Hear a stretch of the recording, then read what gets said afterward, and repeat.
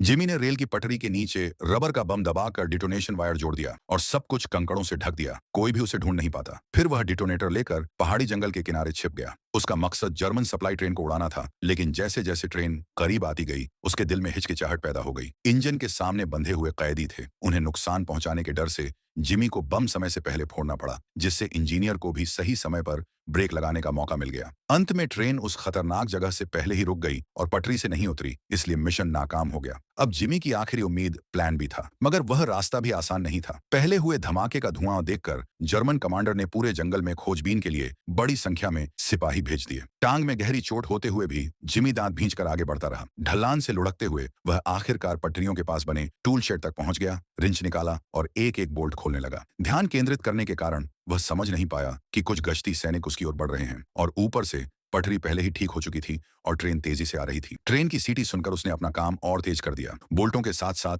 उसने हथौड़े से कीलें भी निकाल दी। सौभाग्य से दौड़ती ट्रेन की आवाज ने हथौड़े की ध्वनि को दबा दिया, वरना वह पकड़ा जाता। सब काम पूरा करके जिमी अपने घायल पैर के साथ घास में छिप गया, लेकिन सिपाही फिर भी उसके पास पहुंच रहे थे। अगर जमीन पर पड़े हिस्से मिल जाते तो मिशन पूरी तरह फेल हो जाता और जिमी पकड़ा जाता। लेकिन उसी समय पीछे से आती ट्रेन वहां पहुंच गई तो सैनिकों के पास पैदल चलने के बजाय ट्रेन पर चढ़ने के अलावा कोई चारा न रहा। कमांडर तुरंत इंजन पर चढ़ा और दूरबीन से टूटी पटरी देख ली, लेकिन अब बहुत देर हो चुकी थी। जोरदार घर्षण से ट्रेन तुरंत पटरी से उतरकर कंकड़ों के ढेर पर जा रुकी।